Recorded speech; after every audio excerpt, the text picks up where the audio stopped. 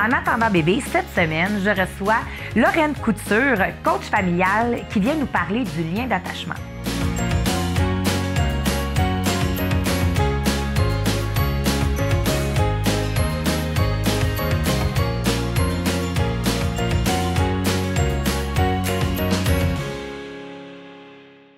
Bonjour Lorraine. Bonjour Chantal. Aujourd'hui, on va parler du lien d'attachement, de l'importance de l'implication du papa ou de la conjointe. On a vraiment des familles maintenant là, il y a plein de sortes de familles maintenant. Donc, je veux pas, même si je dis papa dans l'entrevue, je veux pas que les mamans qui se sentent mal si c'est deux mamans, là, c'est très intime. C'est juste de parler du conjointe de la maman qui est enceinte.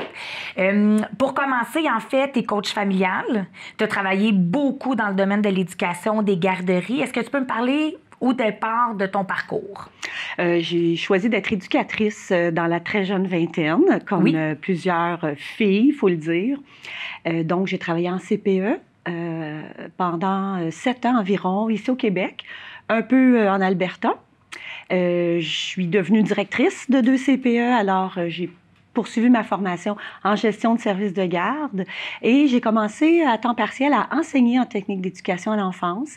Et là, j'ai découvert évidemment une passion pour transmettre tout le bon savoir qu'on m'avait, moi, fait apprendre, tout le bon savoir-faire. C'est devenu assez rapidement ce que j'avais vraiment envie de faire, c'est-à-dire le partager ce savoir-là puis ce savoir-faire-là. Alors, ça t'a amené à partir ton entreprise, à démarrer ton entreprise? Ça, c'est peut-être pas la fin, mais c'est la continuité. Depuis 2 ans, j'ai quitté l'enseignement collégial, puis je suis devenue coach familial.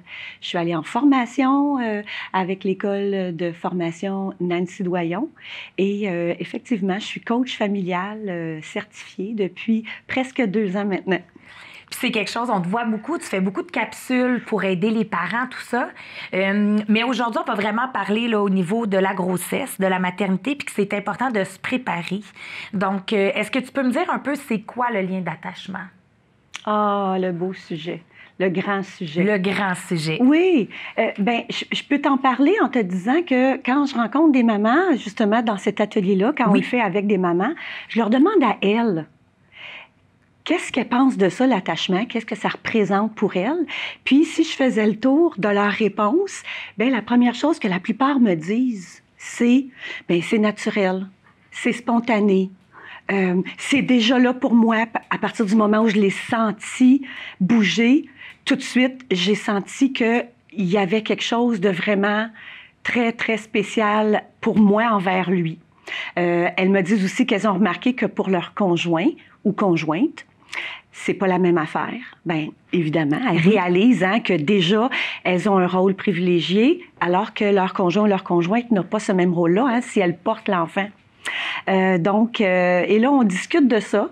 Et puis, je leur raconte une histoire pour leur faire part d'une définition de l'attachement, disons, qui inclut évidemment ce qu'elles en voient, mais qui va encore beaucoup plus loin. Et cette histoire-là, je l'ai avec moi. Est-ce que ça te tente qu'on la raconte? Bien, certainement. D'accord. Évidemment, tout le monde connaît Le Petit Prince, c'est sûr. Et on parle d'un petit extrait qui nous permet vraiment de comprendre à fond comment ça s'installe, l'attachement.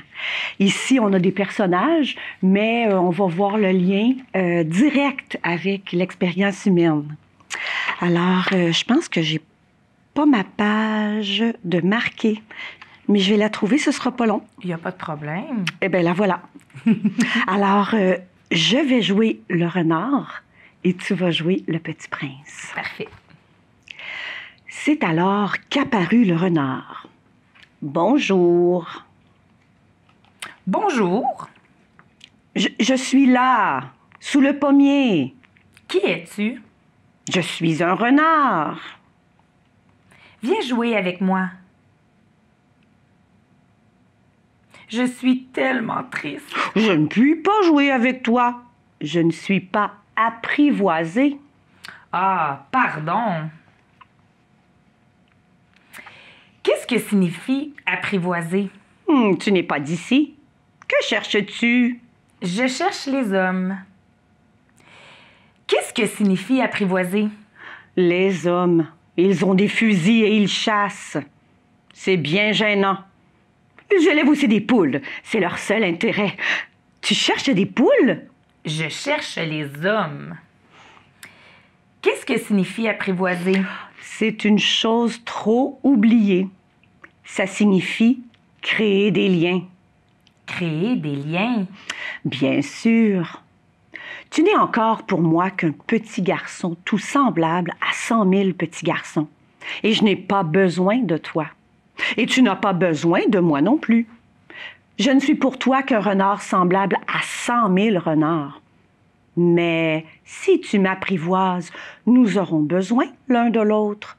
Tu seras pour moi unique au monde. Je serai pour toi unique au monde. Je commence à comprendre. Il y a une fleur. Je crois qu'elle m'a apprivoisée. C'est possible. On voit sur la Terre toutes sortes de choses. Oh, ce n'est pas sur la Terre. Sur une autre planète? Oui. Il y a des chasseurs sur cette planète-là? Non. Ah, ça, c'est intéressant. Et des poules? Non. Oh, rien n'est parfait. Mais le renard revint à son idée. Ma vie est monotone. Je chasse les poules, les hommes me chassent, toutes les poules se ressemblent et tous les hommes se ressemblent. Je m'ennuie donc un peu. Mais si tu m'apprivoises, ma vie sera comme ensoleillée. Je connaîtrai un bruit de pas qui sera différent de tous les autres. Les autres pas me font rentrer sous terre. Le tien m'appellera hors du terrier, comme une musique. Et puis, regarde, tu vois là-bas les champs de blé? Je ne mange pas de pain. Le blé pour moi est inutile. Les champs de blé ne me rappellent rien. Et ça, c'est triste. Mais tu as des cheveux couleur d'or. Alors ce sera merveilleux quand tu m'auras apprivoisé. Le blé qui est doré me fera souvenir de toi. Et j'aimerai le bruit du vent dans le blé. S'il te plaît, apprivoise-moi. Je veux bien, mais je n'ai pas beaucoup de temps. J'ai des amis à découvrir et beaucoup de choses à connaître. Oh, on ne connaît que les choses que l'on apprivoise. Les hommes n'ont plus le temps de rien connaître. Ils achètent des choses toutes faites chez les marchands. Mais comme il n'existe point de marchand d'amis, les hommes n'ont plus d'amis. Si tu veux un ami, apprivoise-moi. Que faut-il faire? Il faut être très patient. Tu t'assoiras d'abord un peu loin de moi, comme ça, dans l'herbe. Je te regarderai du coin de l'œil et tu ne diras rien. Le langage est source de malentendus. Mais chaque jour, tu pourras t'asseoir un peu plus près. Le lendemain, revint le petit prince. Vois-tu, Chantal, tu m'as demandé qu'est-ce que c'est le lien d'attachement. Tu sais, quand on dit ici, ma vie sera ensoleillée parce que le bruit de tes pas sera unique, je te reconnaîtrai. Mais ça me rappelle justement ce qui était arrivé quand ma fille avait, je dirais, 2 ans et qu'elle était au service de garde, au CPE où je travaillais, mais je travaillais au bureau parce que j'étais responsable et elle était dans la salle, dans sa salle où la porte était ouverte parmi les autres salles. Et lorsque je marchais dans le corridor, son éducatrice me dit qu'elle levait la tête, elle était toute petite, là, elle avait à peine 2 ans, elle levait la tête puis elle disait « C'est ma maman? Oh. C'est ma maman? » Et là, l'éducatrice lui disait « Oui, c'est maman qui travaille dans le bureau. » On voit là que l'attachement y était. L'attachement, c'est un lien vraiment, vraiment particulier, en fait, qui a permis à la nature humaine de poursuivre, d'être encore là, que l'on soit encore là. C'est un lien d'attachement qui est privilégié. Il est privilégié parce que le fait qu'on est le seul comme parent à qui cet enfant donne confiance, oui. Bien, nous, comme mère ou comme père, il n'y a personne d'autre qui a cette grande confiance-là en nous. Personne. Ni nos frères, ni nos sœurs, ni nos amis, ni nos parents. C'est vraiment privilégié. C'est aussi un lien unique. Quand on y pense, nous, on a des parents. C'est un lien unique. Il n'y a pas de rapport entre un père, une mère, un père, un enfant, une mère, un enfant, dépendamment chacun de nous, là. Oui. Mais il n'y a pas de lien comme ça autrement ailleurs. Même si on a des bons liens avec des bons amis, des frères, des sœurs depuis longtemps, le lien avec nos enfants, le lien que l'on a avec nos parents, c'est un lien privilégié, vraiment. Puis on en parle beaucoup maintenant. On en parle beaucoup, oui. On en parle beaucoup, puis ça m'amène à une observation. Puis j'aimerais savoir un peu ce que tu en penses, dans le sens que il y a souvent aussi le fait qu'on en parle beaucoup, puis on en parle beaucoup pour instruire à quel point c'est vraiment important. Mais les mamans, il y en a plusieurs qui pensent quand ils sont enceintes puis qui accouchent que ça l'arrive tout de suite. Puis ce n'est pas nécessairement vrai. Puis je dois dire que même moi, à travers toutes mes grossesses, la dernière, ça a été difficile, hémorragie, tout ça, puis ça m'a pris du temps.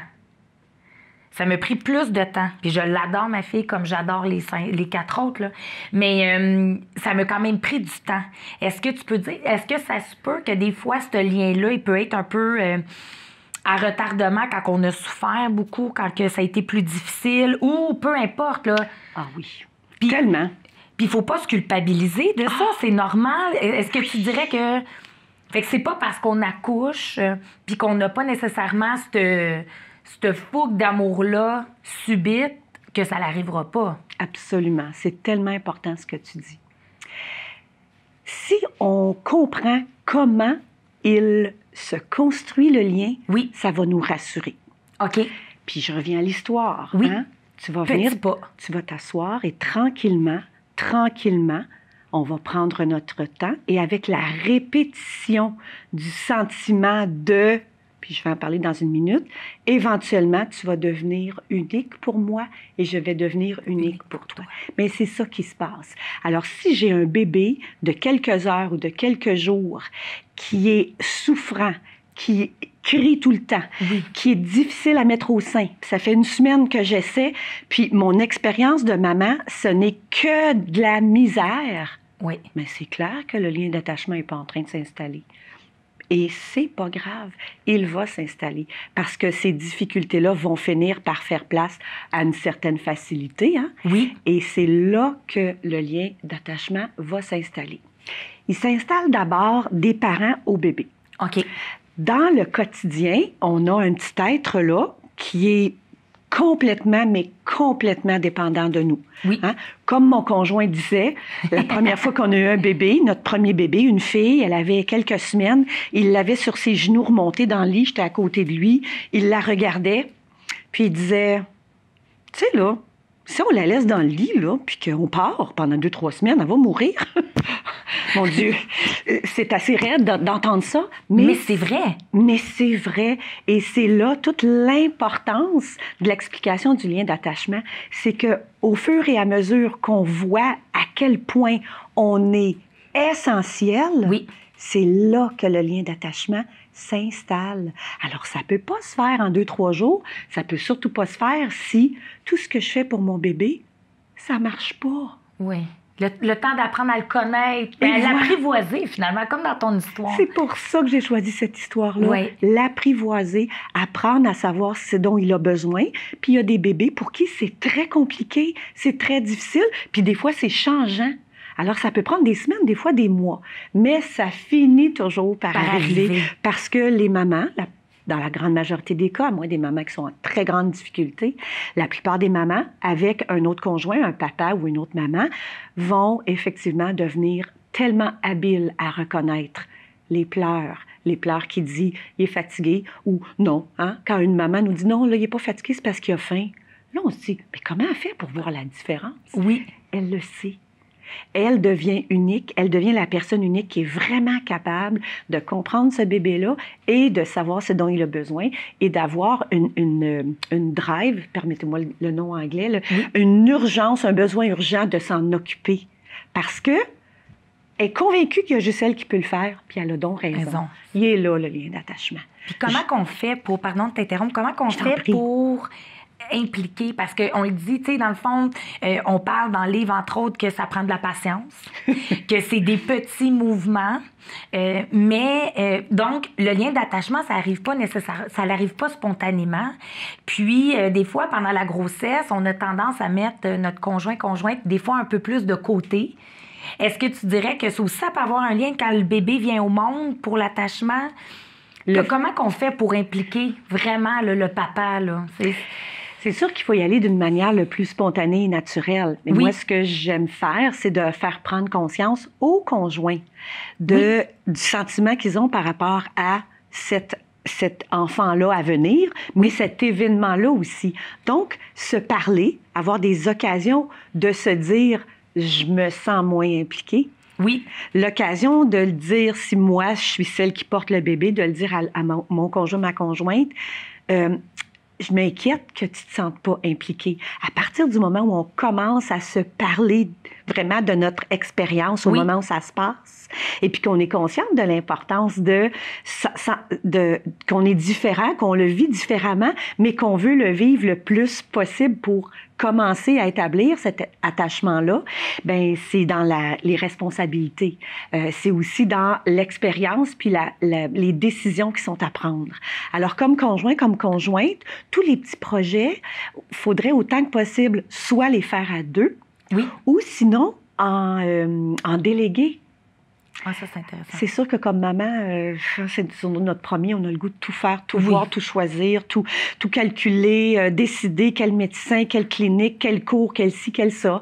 C'est tout à fait normal, mais dès là, on devrait commencer à déléguer à notre conjoint, non seulement de faire la job de bras, parce que c'est souvent le cas, mais de faire des choix, de prendre des décisions.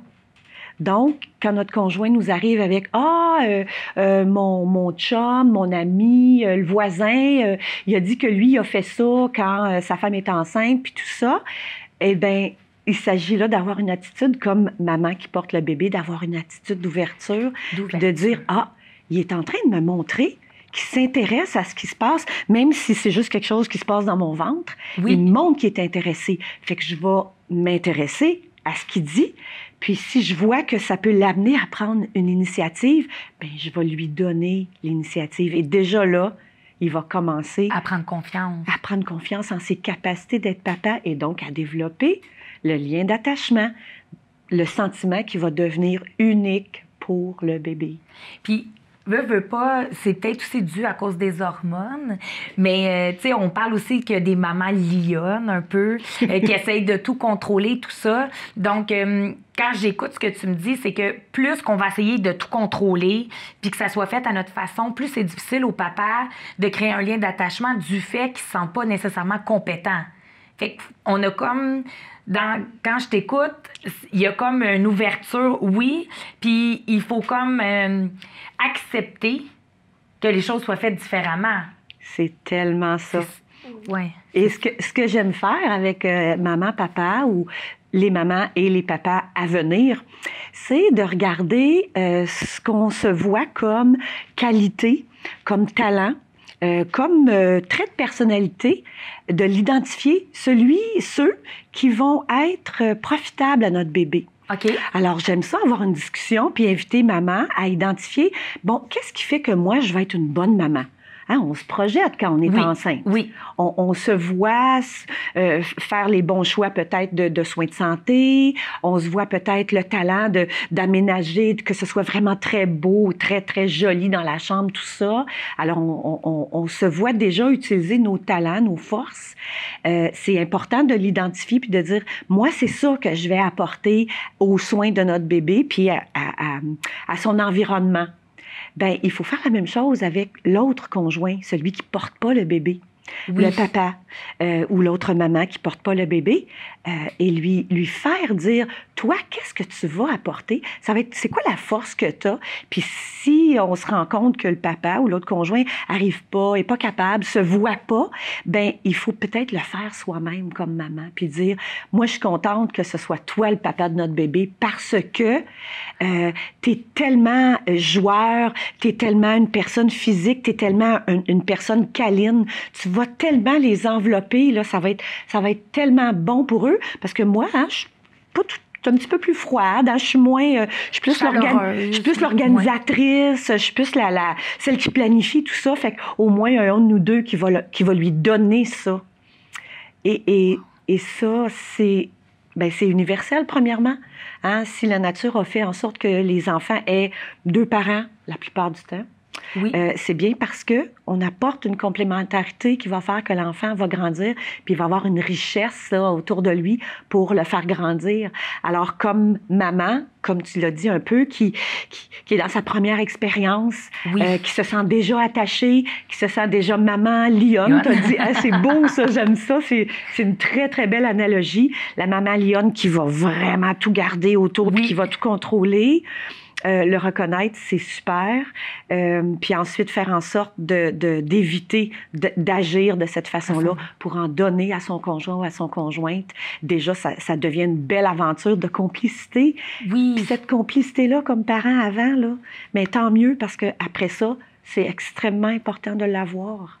Parce que ça va donner justement beaucoup plus... tu sais, ils vont déjà avoir un esprit d'équipe un peu, parce que c'est ça, là, des parents, là. Il faut s'entraider quand l'autre est fatigué, quand l'autre... il y a plus, je m'excuse l'expression, mais de la broue dans le toupette, comme on dit, là. C'est quoi les bienfaits? Tu sais, on parle de comment ça se développe l'attachement. On en parle beaucoup, que l'attachement, c'est important. Mais est-ce que tu peux me dire, c'est quoi les bienfaits pour notre enfant? Pourquoi c'est si important? C'est tout un phénomène et on le comprend de plus en plus depuis, je dirais, une vingtaine d'années parce qu'on s'intéresse beaucoup en psychologie du développement à comprendre non seulement comment ça s'installe chez l'enfant et l'adulte, mais comment ça impacte les enfants à l'âge de la petite enfance et même plus tard à l'âge du niveau primaire et même secondaire. Alors, juste avant de parler des bienfaits, j'aimerais ça juste revenir au fait qu'une fois que l'attachement est fait des parents à l'enfant, une fois que l'enfant est au monde après quelques mois, puis on va dire en général à peu près 7 à 8 mois, c'est l'inverse qui se produit. Le processus de l'attachement va du bébé à ses parents. Hein? On a tous vu un bébé de 2 mois, 1 mois et demi, 2 mois, 3 mois. La voisine, la sœur nous prête le bébé, nous le prête en fait. Nous le donne à donner le biberon, à le bercer. Le bébé prend son biberon, il est bien content, il s'endort. Maman s'en va, ça le dérange pas. Maman s'en va, ça le dérange pas. C'est merveilleux, c'est le temps des grands-mères. Puis on fait garder. Puis à un moment donné, vers 7, 8 mois, il y a un étranger qui arrive dans la pièce. J'ai mon enfant sur moi. Puis je dis « Bonjour, Chantal ». Puis là, le bébé regarde Chantal. Puis là, il change de face. Puis là, il se cache sur moi puis il se met à pleurer. Et on appelle ça l'anxiété vis-à-vis des étrangers. On en a entendu souvent parler. On est en face, là, de la confirmation. Puis ça, là, il faut tellement être contente quand on voit ça. Parce qu'on peut se dire « Ah, ça y est, mon enfant a vraiment établi son lien d'attachement. » Il a compris que moi, depuis 7 mois, qui répond toujours à sa détresse, répond bien à sa détresse, répond rapidement à sa détresse, le boire, le bercer, le prendre, le câliner, changer sa couche, l'endormir, lui sourire et tout le reste, elle est capable, lui ou l'autre elle, c'est-à-dire l'autre parent, mais elle que j'ai jamais vue, non, c'est sûr qu'elle, elle peut pas, puis il a tout à fait raison de penser ça. Fait qu'on voit que là, l'attachement est vraiment installé des parents à l'enfant, c'est clair, ça fait longtemps, mais du bébé à ses parents. Puis ce que ça donne à cet enfant-là, l'impact que ça a, c'est directement sur son estime personnelle. Hein? Il reçoit le message « Je suis une bonne personne. Je suis une personne qui vaut la peine. Je suis une personne qui est aimable, qui a une valeur. Et donc, je peux, moi, être rassurée de ma valeur et donc me sentir à l'aise et en sécurité, qu'autour de moi, je vais être correct, peu importe ce qui arrive. » Alors, à 1 an et demi, 2 ans, cet enfant-là qui a eu un bon lien d'attachement et qui se continue, il est capable d'aller explorer, d'aller apprendre puis de poursuivre son développement. Parce que s'il ne l'a pas eu, il a de la difficulté à s'éloigner de sa mère. OK. Alors, à 1 an et demi, l'enfant devrait avoir normalement l'envie d'explorer, de s'éloigner d'elle, d'aller vers par lui-même pour savoir qu'est-ce que c'est ça, qu'est-ce que ça fait quand j'embarque dessus, qu'est-ce que ça fait quand je le lance à terre. Ça, c'est les bases de ses apprentissages intellectuels, moteurs oui. Qui va même développer le cognitif. Exactement. Tout ce qui est précurseur aux apprentissages scolaires, ça se passe là, de 1 an à 5 ans. Oui. Et j'ai besoin de faire ça en dehors d'elle. J'ai besoin de faire ça loin d'elle. Il faut que je le fasse à ma façon. Il faut que j'apprenne que je suis capable d'explorer le monde sans elle. Il faut que je sois capable d'essayer des choses selon mes idées pour faire mes apprentissages. Alors, ce lien d'attachement-là, il est absolument essentiel pour le développement futur dans toutes les sphères du développement. Dans l'estime de soi, dans la confiance. Absolument. La capacité d'entrer en relation avec les autres enfants, les petits amis de 2, 3, 4 ans. Puis, en terminant, si tu avais un conseil à dire aux nouveaux parents pour avoir une belle synergie, ça serait quoi? Je leur dirais que le plus important, c'est d'apprendre à travailler de façon le plus harmonieuse possible dans ce que tu as dit tantôt, hein, l'équipe parentale. Oui. Donc, d'aller vers peut-être une petite lecture ou deux, un petit cours, un petit atelier, une jasette avec un autre couple qui a l'expérience de quelques années, qui ont appris à être un couple parental, une équipe parentale qui fonctionne bien. Qu'est-ce que c'est les ingrédients pour que ça aille bien? C'est ça que je leur donnerais comme conseil. Travailler à être une équipe parentale qui, tu sais, pas qu'il n'y a jamais de conflit, c'est impossible. C'est ça. Mais qu'il y a des moyens pour les régler, qu'il y a des façons, qui ont des outils si jamais ça va mal. Bon, OK, je me retire, qu'est-ce qui se passe? Là, il y a un conflit. Bon, qu'est-ce que j'ai comme aide là-dedans pour qu'on passe au travers, puis qu'on revienne à se sentir solidaires et complices tous les deux, puis poursuivre notre méga projet de vie qui est d'avoir des enfants ensemble. Merci beaucoup, Lorraine. J'ai vraiment apprécié l'invitation. Merci, Chantal.